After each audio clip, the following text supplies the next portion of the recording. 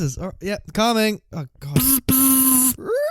Brenton? Nathan, what the fuck, man? It's 2 a.m. What are you doing at my home? I had an appointment booked for 2 a.m. For you and who? Oh, wait. Wrong friend. What? Now dig on this.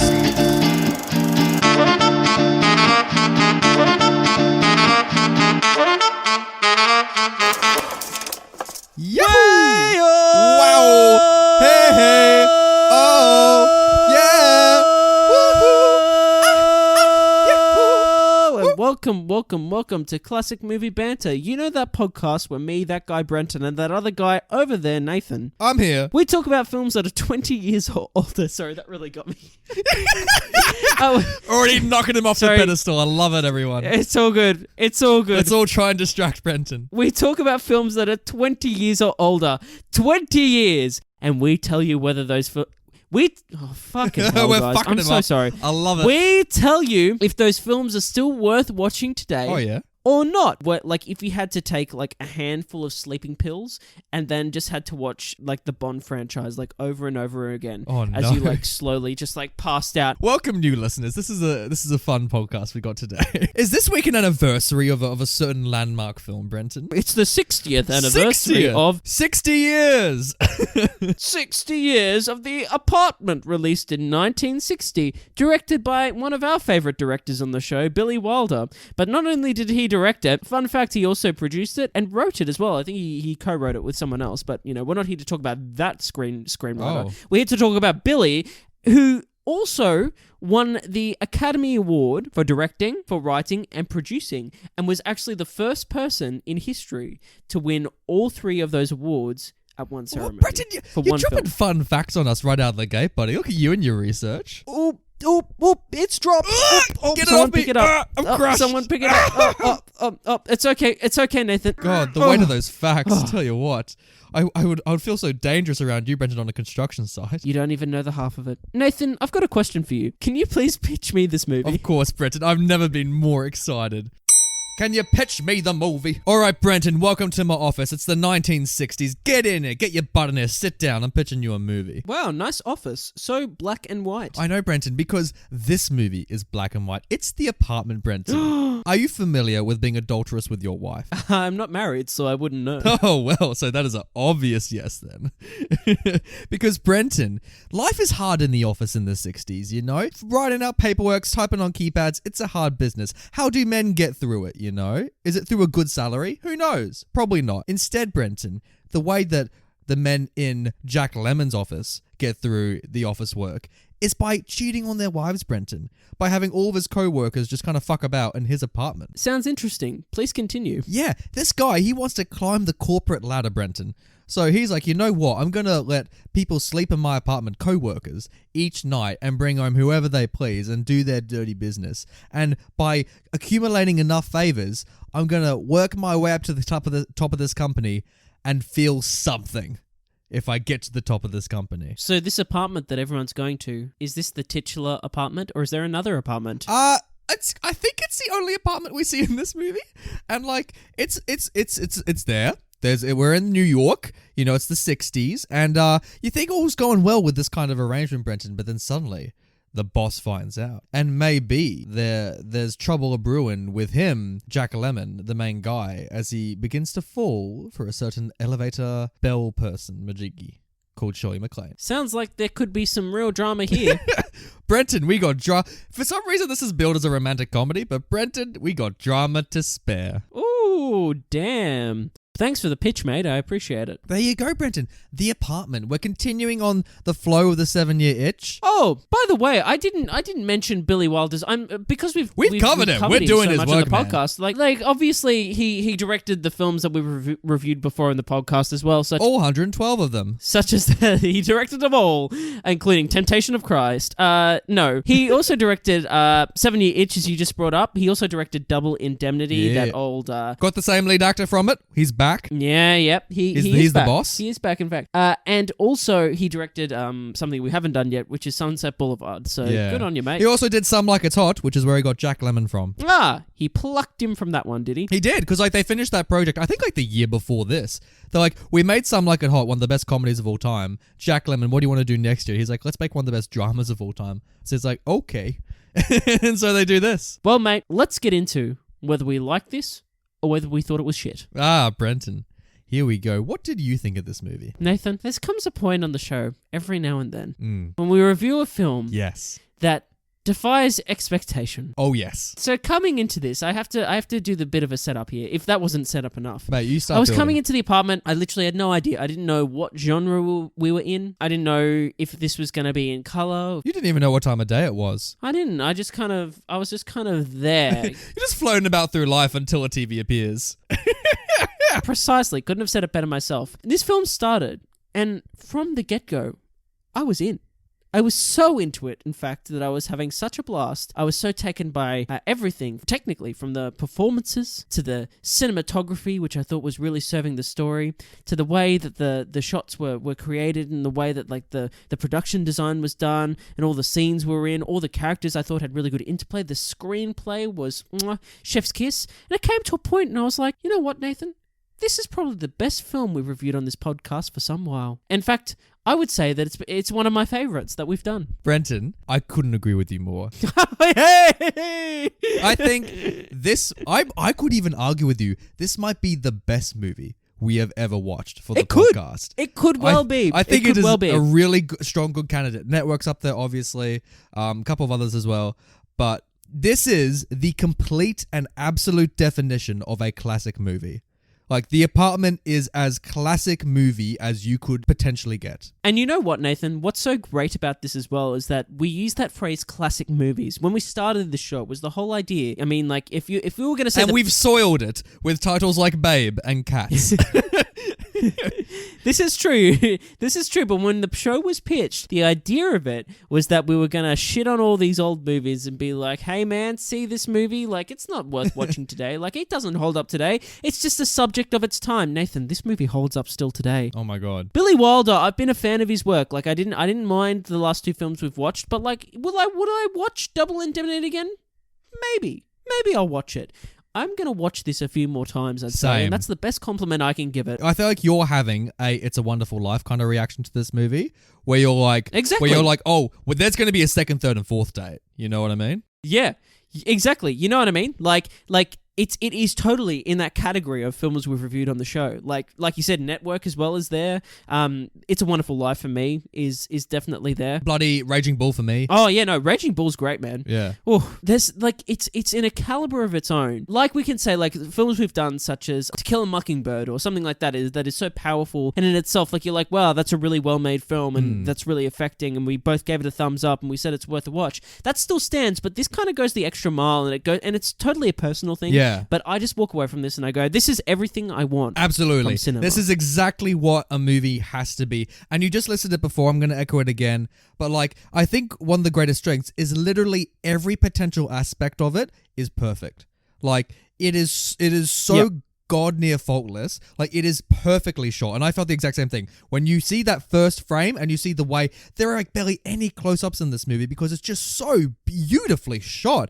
Like, you get these wide angles of the apartment, of the office, and these characters interplaying within it. The premise is outstanding. Just the pitch alone is genius, where you see the drama inherently boiled in with this love triangle. The soundtrack is perfect. The jazz kind of beautiful old Hollywood-esque taste of it all. The script is outstanding. There's famous lines left, right, center, and the acting is just inspiring, frankly. Like, I agree. Look, I would say as well, like, you know, all the performances here are outstanding. Like, but for me, the three main performances are all just like in a league of their own. So Jack Lemmon is obviously fantastic as the lead, as Baxter. Shirley MacLaine, Goodness me. Jesus, this. Goodness me, this.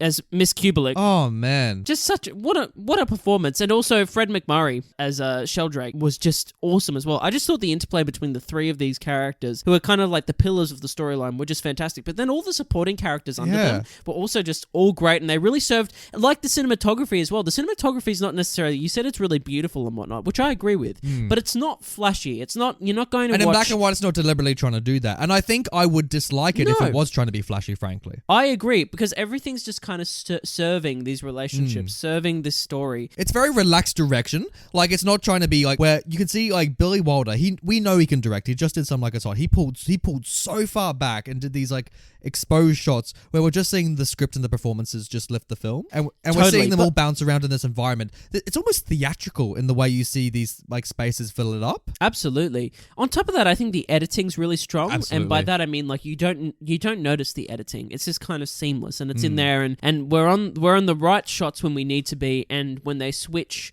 and when things change, it's never sporadic. It never jolts you or anything. It doesn't detract again. It's all just kind of taking you further into what's going on. And to be honest, like in terms of just the narrative structure, like the plot story, if you will, like obviously we start off with the premise of this movie, which is kind of what you went into with your pitch. But this movie goes all over the place. We go places that you wouldn't necessarily expect, and I think that's one of its greatest strengths. I think one of the most surprising revelations about the movie is that it's actually a really deep character study, and I didn't think it was going to be. I agree. Because it kind of starts with this like really silly premise about like, ooh, when's he gonna get caught? Isn't it so weird bringing all these girls into an apartment?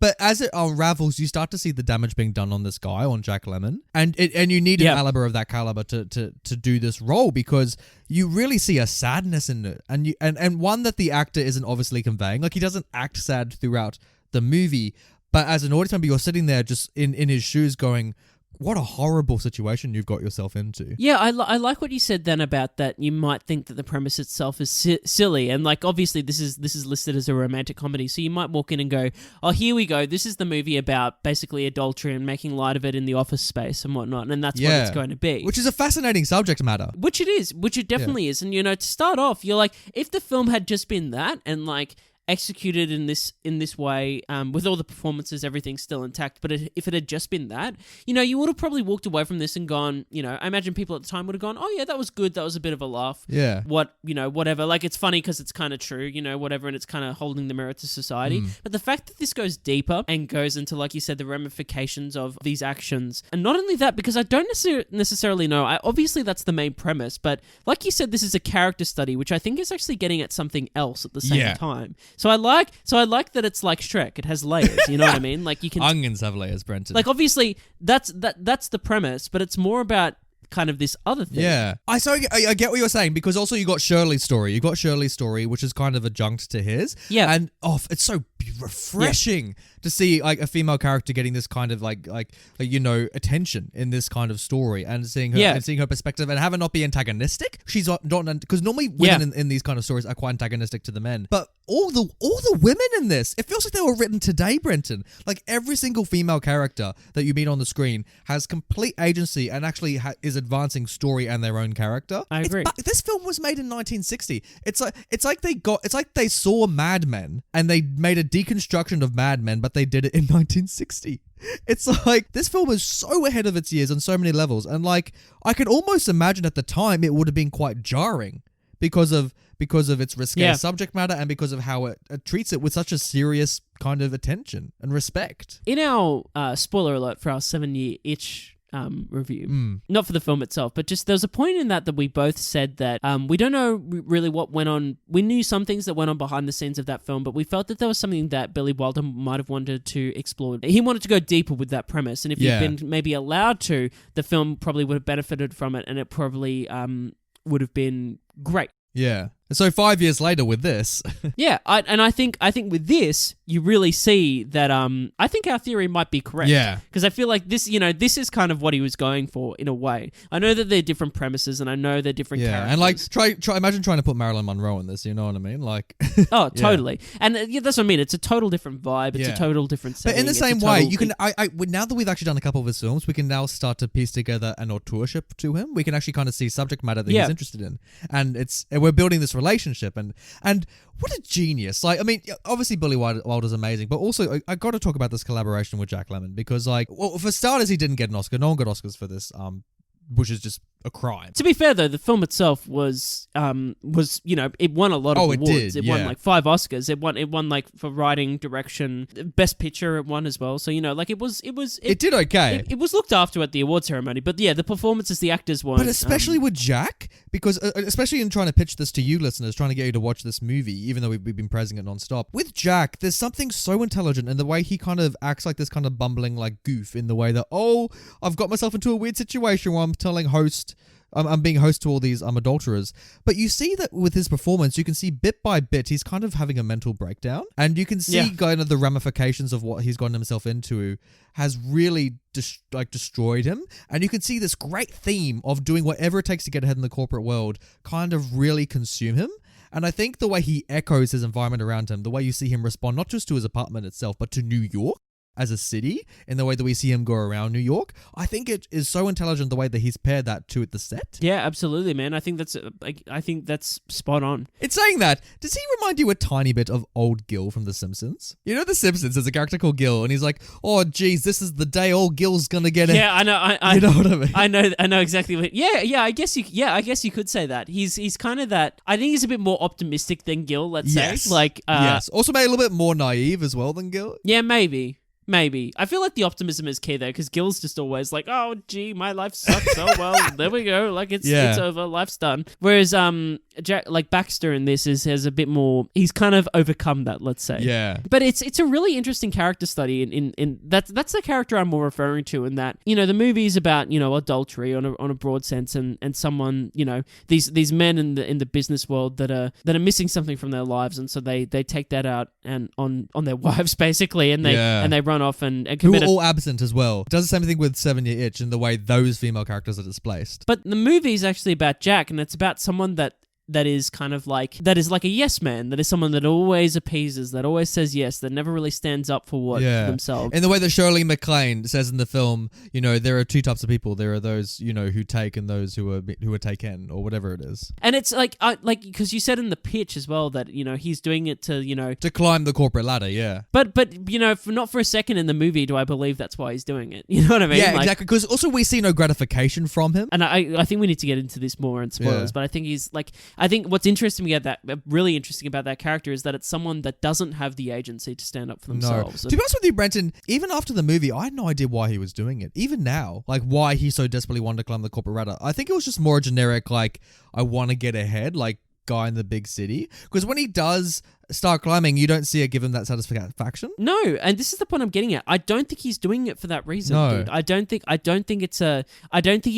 he even begins doing it to try and get up the corporate ladder or to get financially independent or whatever else. And because he's doing that, I think that's why Billy Wilder's using that to make a statement on society at the time, saying, why do we all assume that we got to do this? Yeah, I think it's more of a statement of, look how lost this person is, who doesn't know what they want, 2 is has everything kind of given to them and is and doing everything in his power to appease people that are like morally doing things that this character disagrees with, but it's just going along with it because it's easier to say yes than to actually like find what it is. Yeah, and through that the film's saying stuff about complacency and about about do we have to give our attention. I feel like Billy Wilder's really against this corporate world. It feels so like the film kind of shows that really dirty side of it. There's no empathy, there's no humanity to it. But it's funny that because then obviously Baxter has this is just oozing humanity, and I can totally understand why he's doing the things he's doing. Like I know you said before that I never really quite work out why he's doing this to begin with because he never gets the satisfaction. But I think that's kind of the point. I just think he's lost. I think he's someone that is still,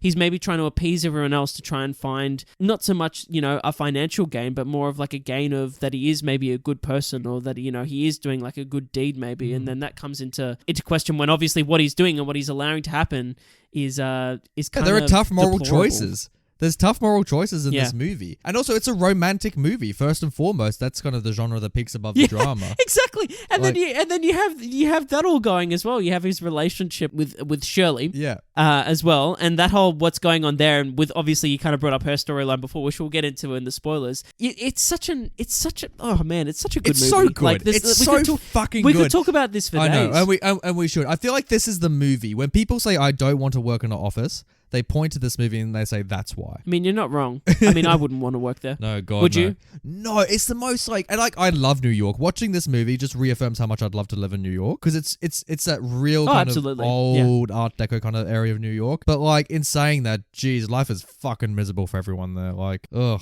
And for some reason, in the same way this happened in the 7-Year Itch, everyone acts normal when the wives go away for 2 months over the summer and they all cheat on them. Is this like a real thing that happened? Because this is now the second film where like they've just acted like this is a cultural thing. Maybe we need to do a bit more research and find out. Yeah, we'll do some research before Sunset Boulevard. We'll come back to you listeners on that. But like, honestly, I feel like if we're just gushing non-stop, we should just get to rating it, Brenton. Let's get into it, dude. You're fond of me lobster, ain't you?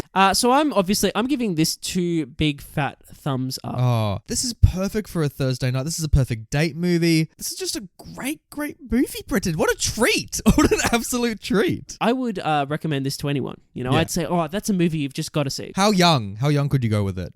I feel like you have to wait till you're an adult to really get some of this stuff, especially the nuance. Yeah, totally, probably. Yeah. I wouldn't give this to a toddler and say, go on, go have fun. Yeah, have fun in the apartment. But you know what I mean? Like, but even I know teenagers who are trying to be film buffs in that kind of sense, and they're watching through the classics. I'd say hold off on the apartment if you're not really an adult yet. Not because you won't get it, but I think that it'll land heavier on you if you do kind of understand that, especially the exposure to that area of the workplace. You know what I mean? Yeah, I get what you're saying there, but I don't think there's any real harm in necessarily watching it. It's one of those movies that when you return to it, you're going to find something else. Yeah. I can almost guarantee that. I'm so happy to rewatch this. I'm so excited, dude. Well, in that case, let's get into a bit more depth, as they say, and let's talk about some spoilers.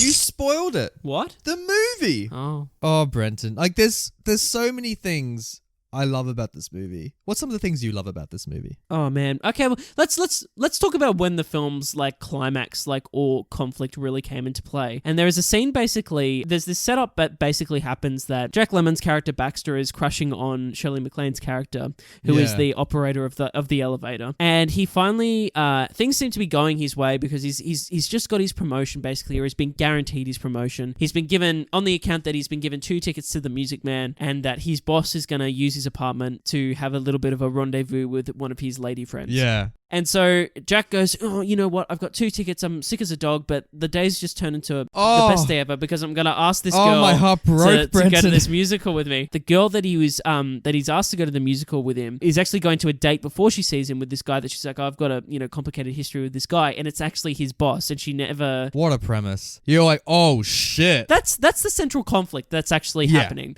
because then the climax of that conflict is actually when she goes to his apartment at some point. Oh, actually, it's Christmas Eve. She goes to his apartment. The boss and her get into an argument in the apartment. He leaves. She stays behind. And Jack Lemmon comes back to the apartment with a lady friend he's picked up in some bar because he's really depressed, obviously, because this conflict's come to light, and he's going, oh gosh, like, this person that I genuinely care for is, she's in this boat. And he goes to his bedroom and she's like there. She's there on the bed. And I was watching this scene and I was like, oh, she's gone to sleep. She not asleep, Brenton. That she's not sleeping. She's like attempted suicide and swallowed like. Oh. Well, you see her grab the pills. You see her grab the pills before when she looks at that mirror. But what's funny is that I just didn't think anything of that. Like in that Oh, moment, no. I just wasn't. Characters grabbing pills is like the backbone of these movies. I know. And I should have known, but like I'm just sitting there watching this scene, and then he goes over and you're like no, Shirley MacLaine, you have so much to live for. And at that point, it hit me what was actually going on, and I was like, oh shit. Oh shit. Like that was like really. Yeah. I wasn't expecting this movie to go there. You know what I mean? Like this is one of those movies, are those rare movies where I'm literally shouting at the screen, and I'm talking back to it. It's one of those great movies that engages you like that. And what you just said there with those 2 scenes, they're great for both very different reasons. And I love that you brought them up, especially with that first one. There's such a real sadness, and I was so sad when you see him standing outside the show. And we've seen this so many times before where someone gets stood up, but every time it happens, it still gets me. You know what I mean? And you see him standing there and you know where she's gone, and there's been that date that's just, she's like, oh fuck it, I'll just go back to your apartment. And I just feel so bad for Jack, because you just like, for Jack Lemmon, because you just want him to have a win, and he just hasn't had one yet. Oh, and then, yeah, of course, when she's passed out on the bed, this poor guy, he's the only good guy essentially in this universe, apart from the Doctor, who we'll get to. But like, he's just standing there, just like, I've got this amazing human that I can help. And Is he a good guy though? well, that's the thing, because, and that's why I love it. I don't think there's an easy answer to it. I think he's just a guy. No, I agree, but I don't necessarily think he's a good guy. I think this whole movie is like, I think he's got good moral values, but he doesn't really stand up for them. You know what I mean? No, Like- but that's his character arc. It's about getting to that point where he actually does actions that matches his morals. I realize that, but so the movie for me is just like so much about that interplay of someone that just is just a bystander and just says yes for the sake of saying yes because it's easy to say yes to certain things. And I love that this movie is called The Apartment as well, but we'll get into that later. Yeah. The fact that like he goes through this movie and not only does he say yes to like having these things being done in the apartment, that's one aspect of it, but it's this lie that he keeps, stimulating when he says, like when he brought up the neighbor, when he says to the neighbor and he's lying. And he pretends to be this promiscuous playboy, like, and the Doctor's like, shut up.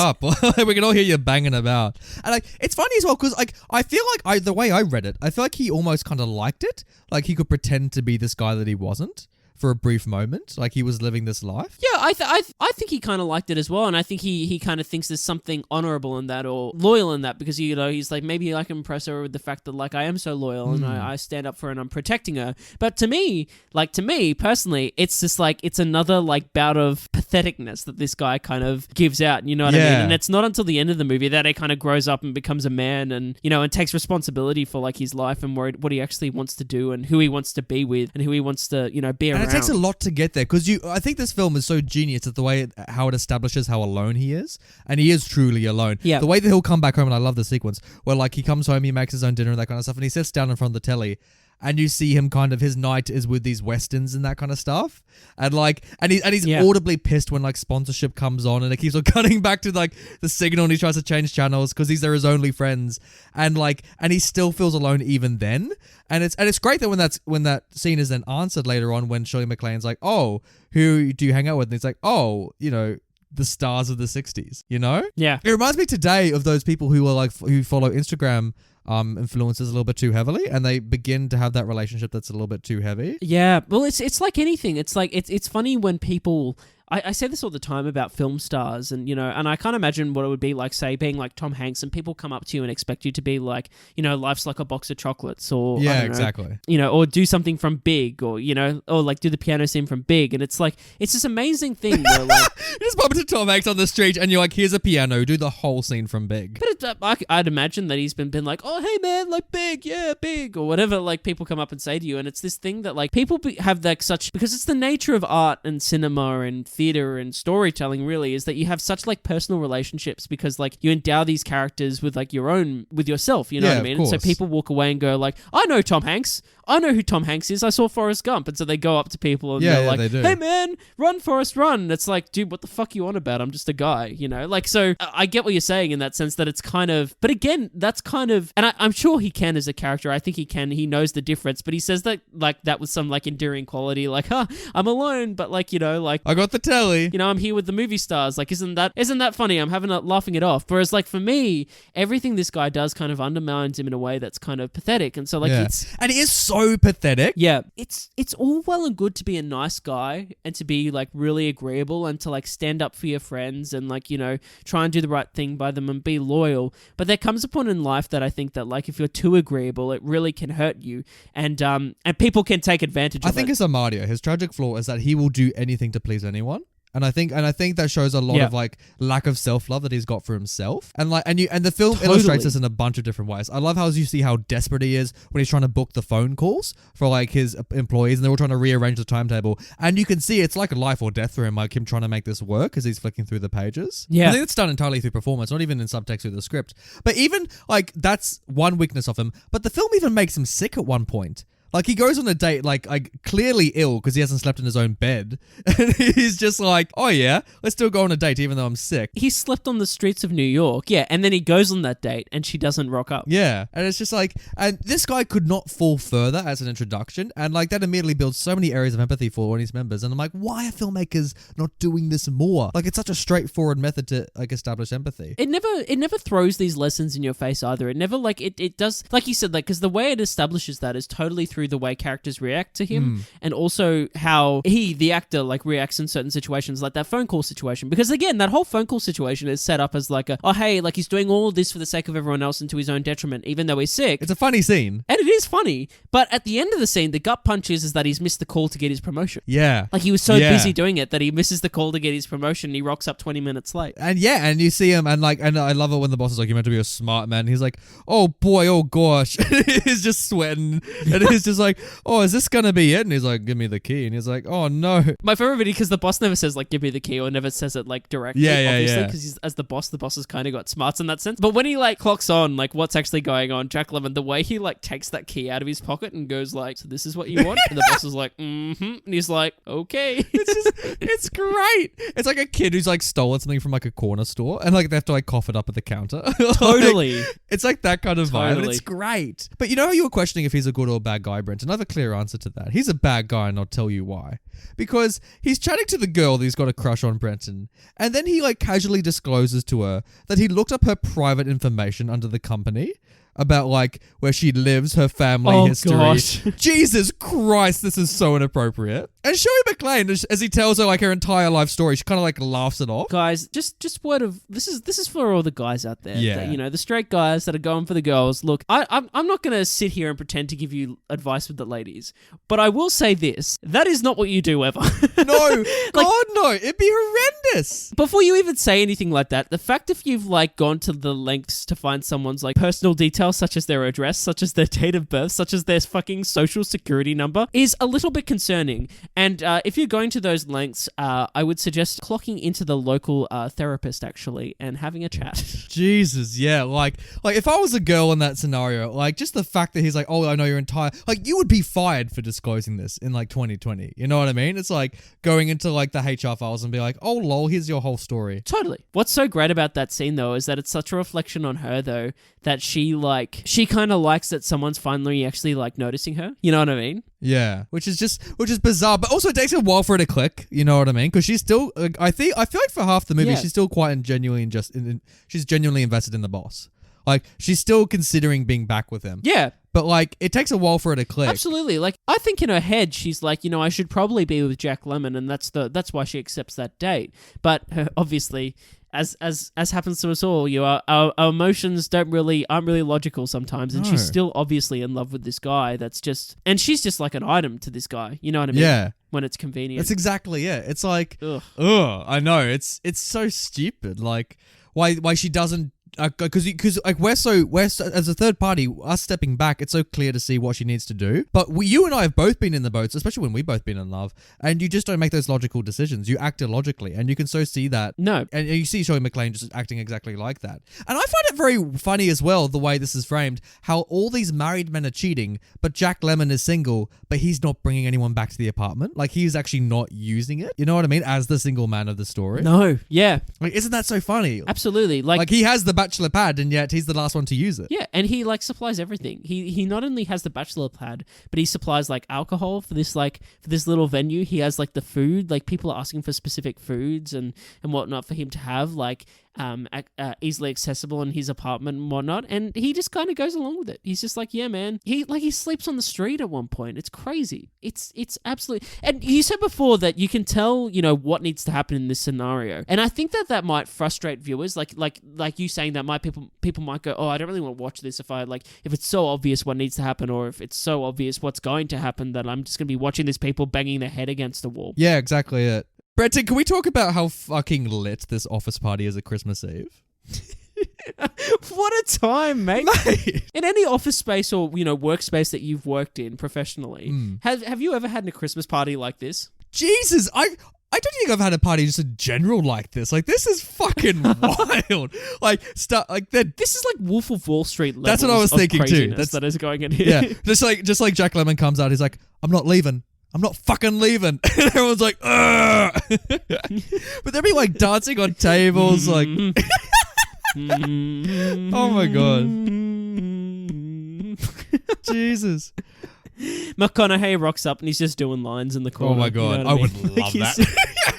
Jonah Hill's swallowing a goldfish. Oh my god. Yeah, you're just like, what are you all doing in 1960? And they're just like, But this is insane. Like there's a point that the call goes. This scene start with the call going down to the women that are like in the call center. So they're like, changing the lines as calls come through to like the different office spaces and whatnot. And they just get a call being like, "Oh, party's on!" And then they just all scream and run out of the room. And then we just cut to the main office space. And then like everyone's like dancing on the tables. There's just alcohol everywhere, like just sloshing all over the place. Everyone's making out, like just frivolously, like just like pashing like everywhere. Like there's a point that Jack Lemmon goes to his office and and there's this couple in there just like macking, and he's like, "Oh, hey guys, do you mind?" He's so nice about it too. He's just like, "Oh guys, do you mind? Like this is my office." And they're like, "Oh yeah, fine." And they just like leave. It's insane. oh my dude. god. Absolutely crazy. I love that as well. He brings it into his office just to show off a hat. It's like, what are you doing? Like, and a bowler hat. bowler hat. Nonetheless. I'm like, are you the villain from like Meet the Robinsons? Like, what's going on here? Hey, I'm not ever going to invent you. Just a fucking T-Rex is outside the building. Like Jack Lemmon like tosses the hat out that lands on the dino's hat. Like, Could you imagine if he said that, if he asked her and he was like, "What do you think of my hat? Does it look good?" And she's just like, "I don't think it should ever be invented. In fact, I won't ever invent it." And then it just suddenly like disappeared.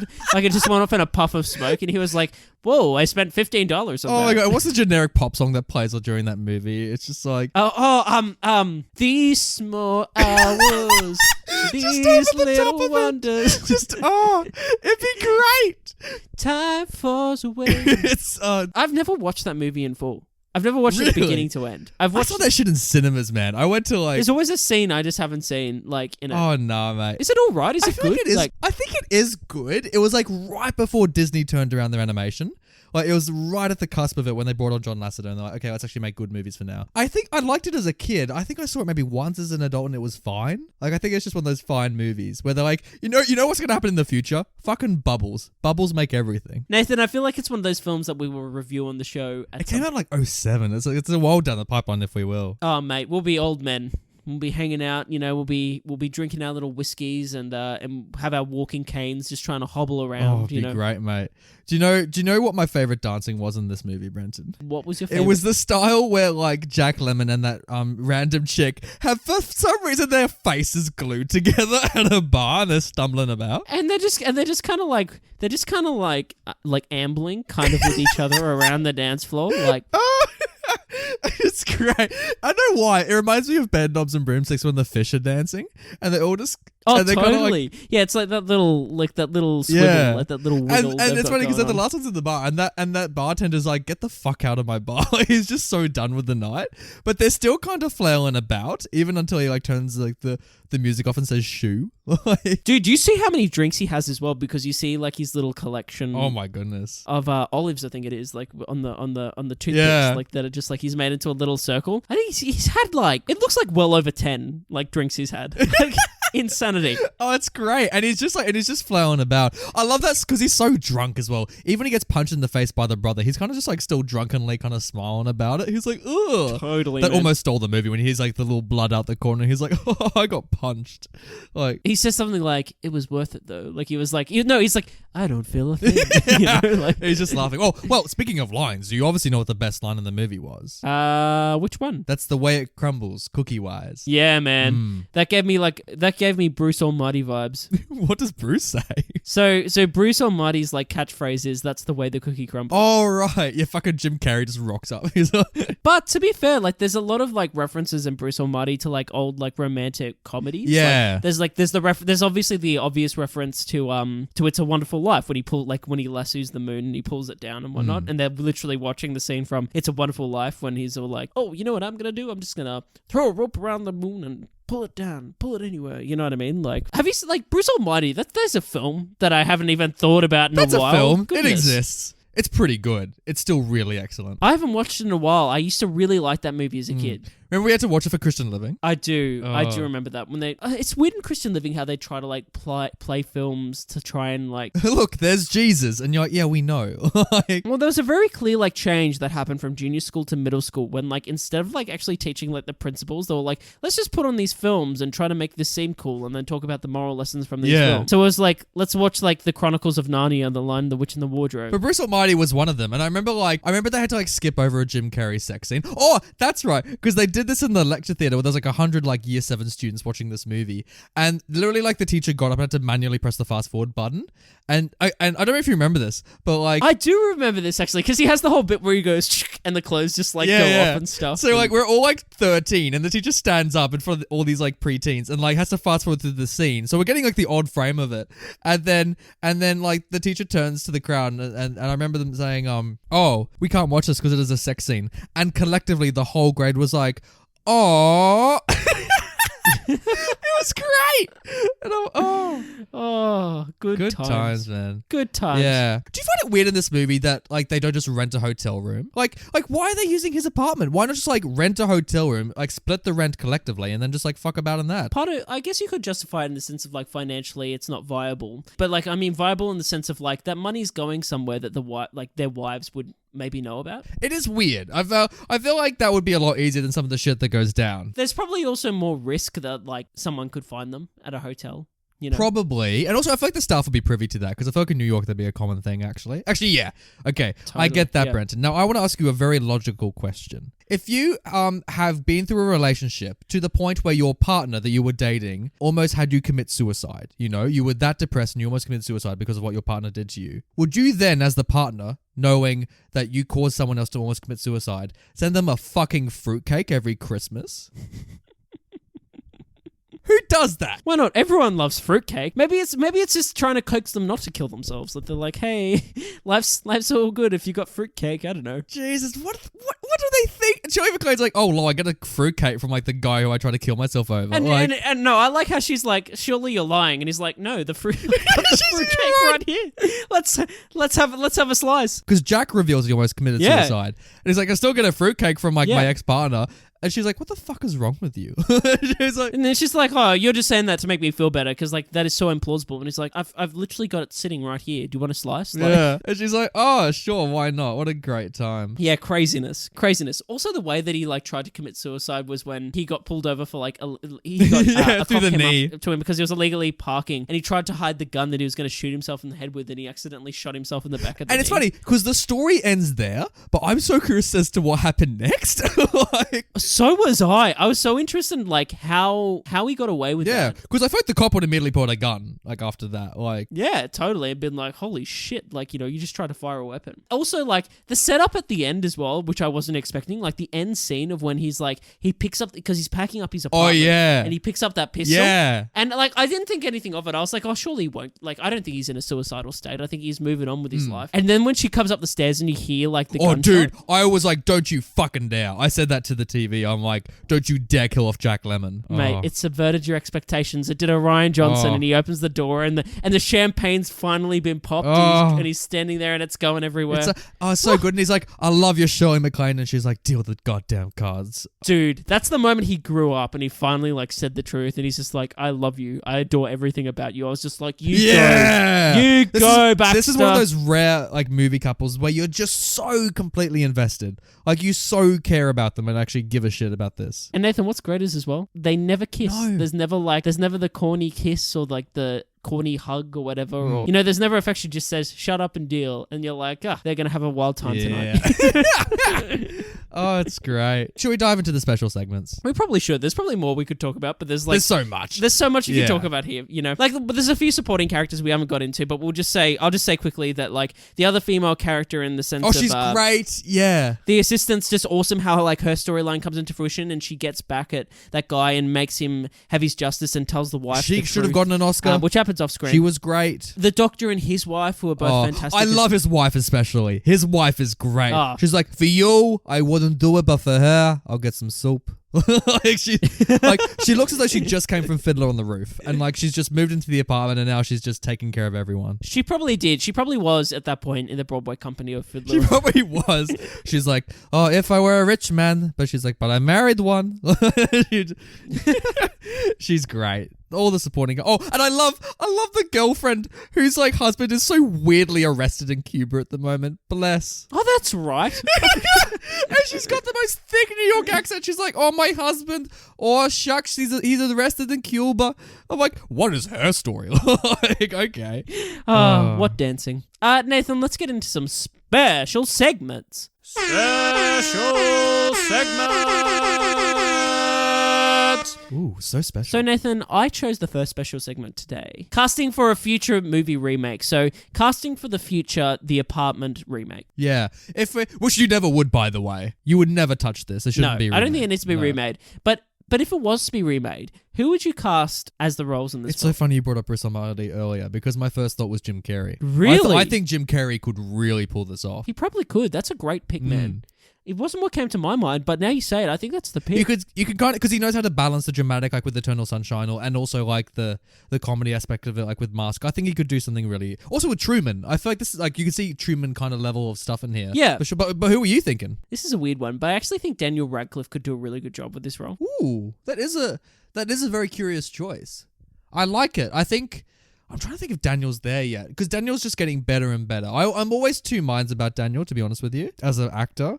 That personally just comes down to taste out of anything. But I think also I don't buy his American accent yet. There's still something there that I just can't taste, if that makes sense. That aside, I think his essence, I think he could do something with it. Yeah, or even if they just change it to London, frankly. You could tell the same story there. Yeah. I think I could see Dan have a crack at it. I'd be very curious. Does that mean, though, can we make the boss Rupert Grint? No, that is not happening. And we make Shirley MacLaine Emma Watson. No, that is never happening. That is not happening ever. And who No, should thank the you. doctor No. be? But none other than Alan Rickman. Oh dear, has someone broken the timeline? How mischievous. Nathan, have you got a time turner there? Jesus. Put it away. Brenton, would this movie be a good theme park ride? No, it wouldn't. It'd be a terrible theme park ride. It could be. Like, there's no way. Like, I saw this special segment and that you wanted to do it, and I was like, I'll humor him, but I just wanted to hear your pitch for this theme park ride because I got nothing. I don't know where you're coming from. All Why right. would this make a good we're theme park walking ride? around Movie World and we see The Apartment, the ride, and we're like, fuck yeah, let's walk in. And what it is that it's a little, like, you're on a little cart, and it's a small world after all, where you're being, like, going through the separate rooms and that kind of stuff. And what you're in is that you're in, like, various apartments. Not just his apartment, but various apartments. And you gotta, like, try and, like, spook the cheating couples out of the apartments that they've clearly broken into. So, like, the robots, the animatronics have got, like, hearing meters on them, and you gotta scream, "No! Don't cheat on your wife," and then they kind of spring to life and they kind of awkwardly like walk out of the room, and you're like, hooray! And at the end there's a little gift shop. This sounds like the worst ride ever, but like, please continue. Is there a point where there's a photo taken of you? Yeah, it's like try and act faithful, and then you like pose to the camera, and then you go to a gift shop and you get all these bowler hats. It could be a whole thing, Brenton. It's a good time. Nathan, sure thing. I'd happily get a bowler hat. Why not? I'd go on that ride just to see it. Right. I love it. If there was a line though, I'm not lining up. Just letting you know. Well, if you're in the queue line, the queue line's a party. In fact, yeah, you wait in the party room. So like, in fact, okay, this is such a deep cut, but in Movie World on the Gold Coast, how you go on the Looney Tunes water ride? Yeah, I don't think it's there No, it's no anymore. longer there, but when you used to walk in and there was like a waiting room? Like there's a giant-ass waiting room before you'd walk in. It's like that, where all like 100 people just shuffled into this huge room, but it's like the office party, so it kind of gets you in the mood. Okay, sure thing. I can get amongst that. Why not? Would this work as a video game?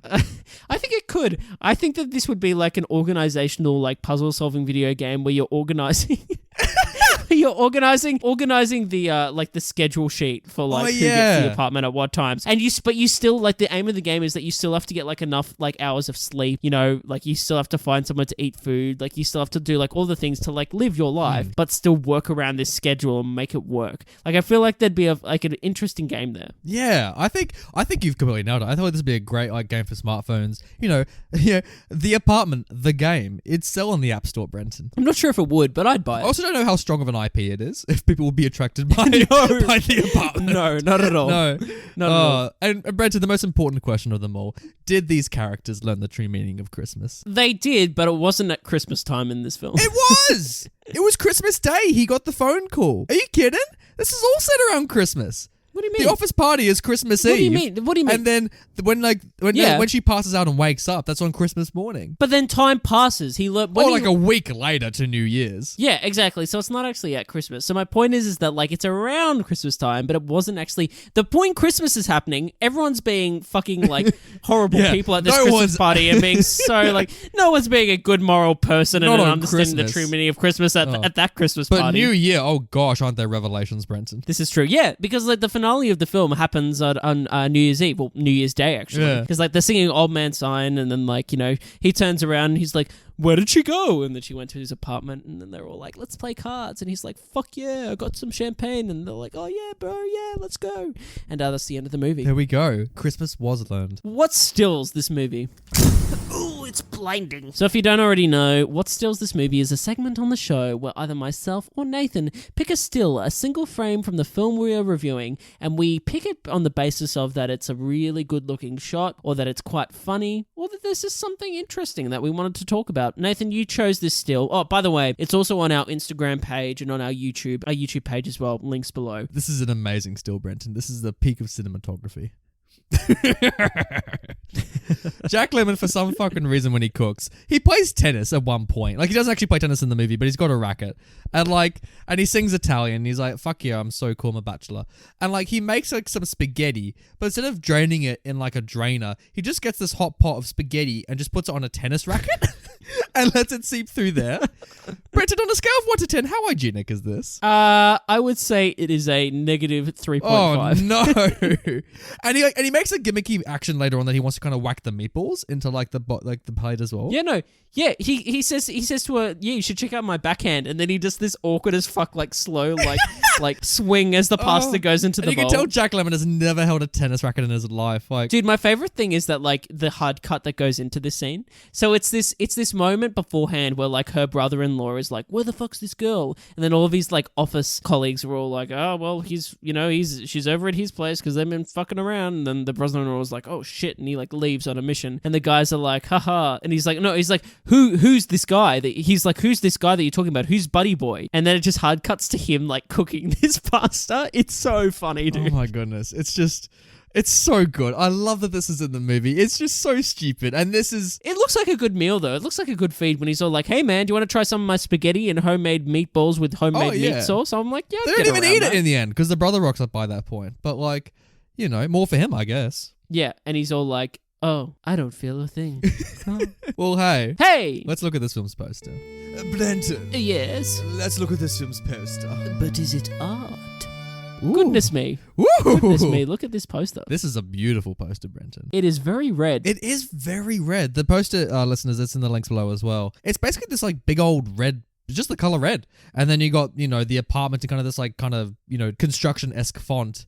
And Jack Lemmon and Shirley MacLaine are both just kind of running on top of it going, whoops. And it's got this slogan in yellow saying, movie-wise, there's never been anything like love-wise, laugh-wise, or otherwise-wise. Yeah, that's a good one. That's a reference to the film. Yeah. I like that. I like that reference to the movie. But there's also a key in the lock with a keychain on it that goes to a Billy Some Like It Hot Wilder production, which I just thought was so funny. I love that too. It's like, do people think this is going to be really steamy then if they put that title on? It's like, ooh, what's happening in the apartment? It does come across as a very sexual movie from this poster. Yeah, especially when you got like the image of the two main actors that are kind of holding hands and look like they're cheekily running off to it's like, woo, do some dirty business. Do you want to find out what's in the apartment? It's like, oh, we're off we go. Yeah, exactly. I think I do want to find out what's in the apartment. I don't know. I feel like I can't tell I honestly can't tell if this poster is what this needs, if this is what the movie needs for its poster. But at the same time, I'm looking at this and I'm like, yeah, this works. You know what I mean? Like for this film, it kind of works. Yeah.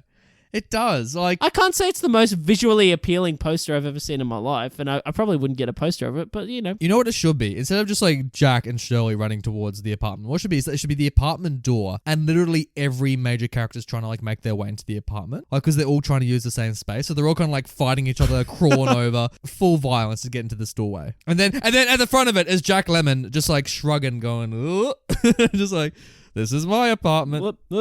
I don't know. And that's pretty good. I like that. There we go. Fixed it. We did it, Brenton. Nathan, title talk. Ooh, it's the title. Was there the apartment in the apartment? Mate, perfect title. I can happily report, Brenton, that there was the apartment in the apartment. Also, they say the words the apartment quite frequently in this movie. So double points. They certainly do. Double points, but also I think it's the perfect title for the film. It is! I think it's just smack bang on the money. It's the centerpiece to all the drama. It's thematically important, how it's a slight, you're an apartment within New York, how he feels, in this city. So it's everything this movie does, Brenton. Like we're back to the gushing, but it's just all perfect. Oh, Nathan, stop gushing. You're making a mess. Oh, no. Sorry, Brenton. Pass it here. What? The power to the people. So, on the tomato meter, this film currently has a critical consensus of 93% with an audience score of 94%. So, pretty high. Pretty high indeed, yeah. Everyone loves it, Brenton. And it actually made some good money as well. It cost $3 million to make, and it made $24 million back in the 60s. So, crikey, that's 8 times its budget. That's a lot. Whew. That's pretty good. That's Marvel money, Brenton. Ooh, MC who? Paul Huckleberry from Electric Sheep gave it a positive review and said, when assessing his own work, Billy Wilder described The Apartment as being the film with the fewest mistakes. And he is right. It is as near to perfect as is possible. And he is, and Bill and Paul, you're right. Like, you and I, when we were criticizing it, we're just making jokes. Like, I don't think there's anything genuine we were actually criticizing in it. Like, I don't know if this episode's actually going to be entertaining at all, because it's just going to be us two just like carrying on like two imbeciles just gushing about something, and everyone's going to be like, geez, I guess I'll watch it. Gosh, guys. Guys, just marry it already. Jeez. Well, Ray D didn't. He gave it 1.5 stars, and he wrote, very creepy subject matter, and it seems a relic of the time. Ray, you seem like a nice guy. But if we're talking creepy, you should look at your profile picture, mate, because it's I mean, you're not wrong, but we're focusing on the argument, Brenton. Like, the creepy subject matter, you're not wrong. Like, it is creepy. But, like, I feel like it's deliberately designed to look at this creepy subject matter and be like... It's not putting a positive spin on it. It's not propagating it. Like... No, exactly. It's saying, look at these idiots that are all cheating on their wives. Like, don't do this. Yeah, so I don't know if I necessarily agree, because I think films and art should have the leeway to explore dark subject matter. Absolutely. And human beings should have the right to explore dark and creepy subject matter, because, at the end of the day, if you overcome those things and, and you acknowledge that these things exist, you're obviously going to be a better person for it. We hope so anyway. Yeah, I hope so too. Tom Morris Laughley from Movie Mezzanine gave it a positive review and said, despite all its cynicism, The Apartment still ends on a hopeful note. I wasn't sure if it was going to, though. Yeah, I when the gunshot went off, I could have so easily bought that he was going to die at the end, or the Shirley MacLaine would have, because when they were on that final date with Shirley MacLaine and the boss, I thought, no, they'll just stay together. Yeah, like that's what I thought as well. Yeah. It was like 2 minutes to go, and I was like, oh, geez. All right. Like, she probably won't go back to him. And you know what? I would have accepted it. I would have gone, that's okay. I would have accepted it too, because he was moving on with his life, and I could have seen the positive aspects of that. But and not everything needs to have a happy ending. But I'll still be pretty gutted if this ends this way. You know what I mean? I'll still walk away and be like, oh, that was a dagger to the heart. Oh, jeez. Only because I don't think he was ever honest with her when it came to what was actually going on with the boss. Yes. Because he said that lie of like, oh, I'm sure that's the case, that you'll leave the wife, and like that ended up happening, but it wasn't for the right reasons. No, exactly. To be honest, like, I don't know if the boss was ever going to really stay with her. You know what I mean? Oh, jeez. No. Especially when, the assistant, lays out his whole history. You're like, you're an arsehole. It's like, God, I hope you just dissolve. Unlike Mr. Miller07, who on YouTube wrote, both Lemmon and MacLaine should have won Academy Awards for The Apartment for the exemplary work. Yeah, look, it's fantastic. They're two amazing performances that, I mean, we've gushed already, but, they deserved all the awards. They really did. This came out the same year as Psycho as well, so it would have been a good year for film. Whew, yeah, damn. 1960. You beautiful human. The Apartment Whoa. On YouTube commented... In all caps, may I point out. So should I say it in all caps? Yes, please. This is obviously my favorite movie of all time. Saw it as a child and it stuck with me. Watch it every year between Christmas and New Year. A big part of my life, this movie. Hard to find other words to say. God bless Jack. Oh, and it's even funnier that it's commented by The Apartment and it's got 4 fucking likes. I love it. I love everything to do with it. Nathan, that was The Apartment. That was literally That them was commenting literally The on Apartment. on YouTube. Guys, What thank an you so much episode. for checking in with us this week. It means the world. Tell us what you thought of the movie. I Yeah. hope you enjoyed it. Or are we wrong? Are we just like Yeah. totally in the minority here and everyone's like, what are you guys talking about? This movie sucks. Let us know though on our Twitter, on our Instagram, on our YouTube, or just send us an email. Please do it. And if you guys could always give us a bit of support by liking and commenting and giving us a review on the Apple Podcast app, mate, it just goes a long way. Bloody talk to us about your favorite Billy Wilder film. And if there's one we haven't seen, I mean, I've seen some like a hot, we're going to do Sunset, and we've done the ones already on the podcast. So if there are others that you think, hey, no, this is a deep cut, like you guys would love this too, let us know. Please do. We're always looking for old movies to watch. Always. Look, one just went past right now. Quick, What? grab it. Oh, catch it! Oh, catch it! Catch it! I Get your got it. racket! Get Oh, your no, racket! quickly, get the cage. It won't open, Nathan. Oh, it's all good. It was only cats. Oh, kill it.